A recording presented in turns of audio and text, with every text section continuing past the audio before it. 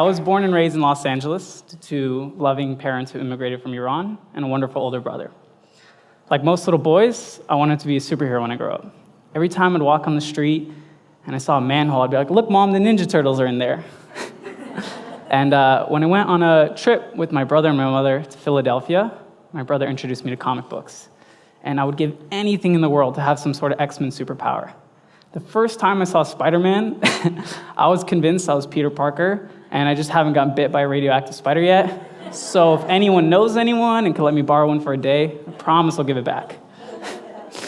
I was into normal kid and teenage activities. I liked ice cream and pizza, sleepover with my friends. I did okay in school. I wasn't super motivated, and I had some self-confidence issues, but nothing extraordinary. On my 17th birthday, my cousin took me to a breakdancing event, and it was like a movie. I mean, you went to this underground spot, and people from all around the city made this one big circle, and like crews are representing, these guys are spinning, flipping on their head, doing poses, or holding it forever. It's things a human body honestly probably shouldn't do. And for the first time in my life, I saw someone spin on their head in front of me in person. See, before that moment, I thought that those people that would spin on their head were genetic freaks. Like they had some X-Men mutation that had perfectly flat, shiny heads, and they were just born that way. And my cousin put a little voice in my head that night, and he said, "You can do this. As a matter of fact, you can do anything you want to do. You just have to be willing to work hard for it." It clicked. The next day, I started taking breakdancing classes. That led to martial art acrobats, gymnastics, jiu-jitsu, kickboxing. School was no longer a chore. Instead, it was like another way for me to learn to become the superhero I wanted to be. Flash forward a few years later, graduated from UCLA with my bachelor's in psychology. Go Bruins. It was a dream of mine since the 5th grade, so I'm still stoked on that. And like most of my psych peers, I graduated, I took my diploma, I went out there in the real world, and I became a Hollywood stuntman.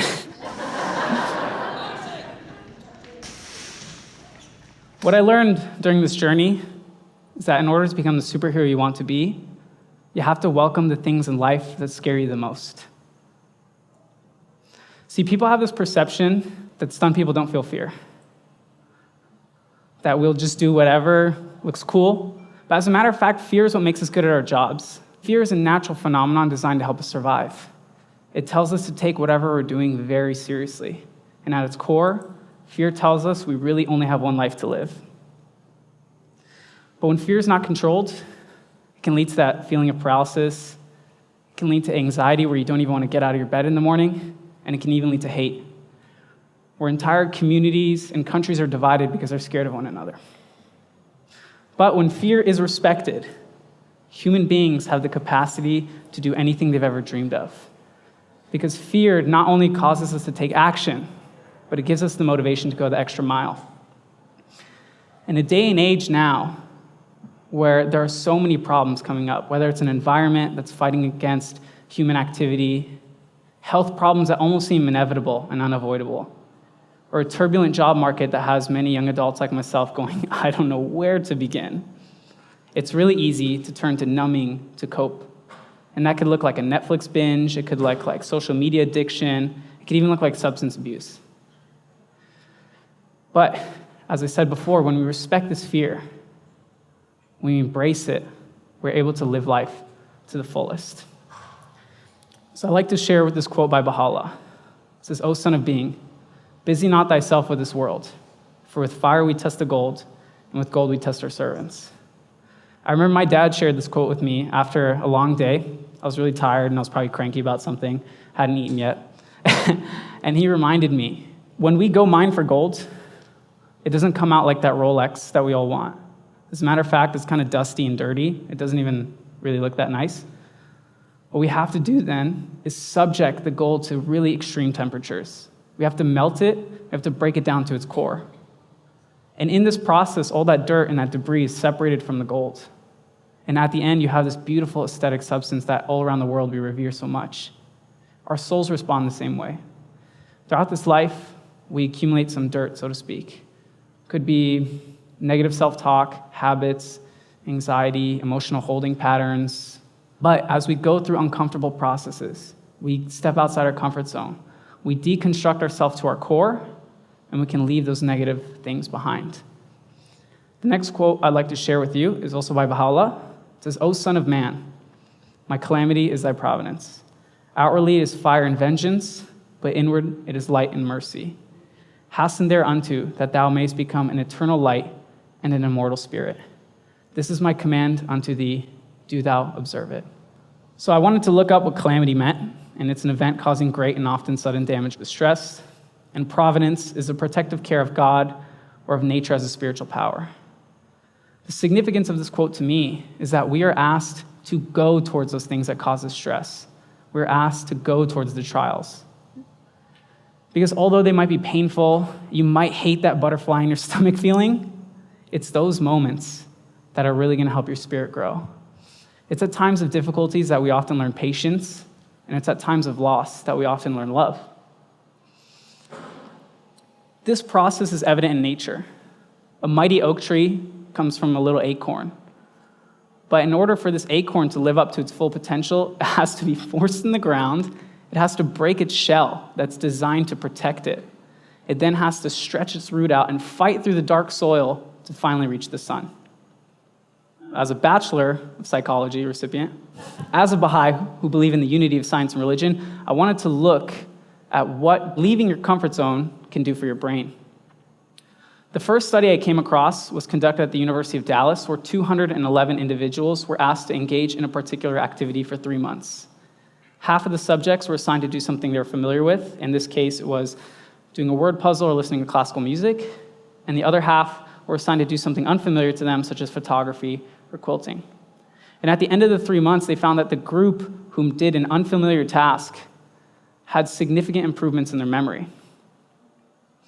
Now, another study conducted at Cornell University looked at fMRI scans and PET scans and found that when engaging in a new and unfamiliar task, parts of the brain associated with focus lit up. This obviously doesn't sound so surprising. When you do something for the first time, you have to be focused and concentrated, right? The first time you drive a car, you really feel every inch of the steering wheel. Your foot barely touches the accelerator, and you're freaking out, oh my God, I'm moving. And then obviously now it's like an automatic process after, it doesn't even take months.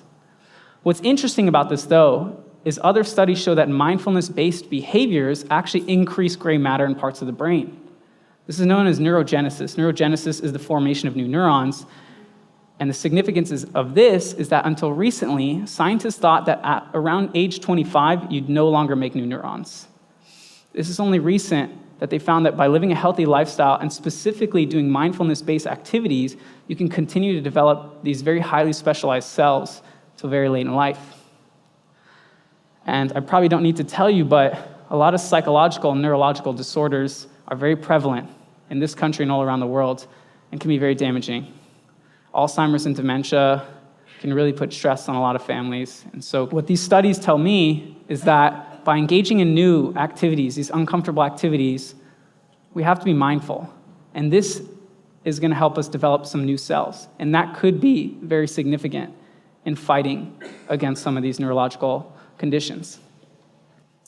So, as I said before, stuntmen and women feel fear as well. It's a universal trait. It might be different in what triggers us. For someone, it might be losing their job. It might be the fear of pain or the fear of unknown. For someone else, it might be doing a backflip or saying hi to that cute girl at Starbucks who caught your eye. So I wanted to share a little trick with you guys that I do. I had the fortunate event of coming across a podcast in which Tony Robbins was speaking, and he shared this tip, and ever since then I've been using it, and I wanted to share it with you guys. So anytime you're in a stressful situation, anytime where the butterflies are sinking, your heart's racing, you want to leave, you don't feel like you should do it, I invite you to put your hand on your heart, take a deep breath in,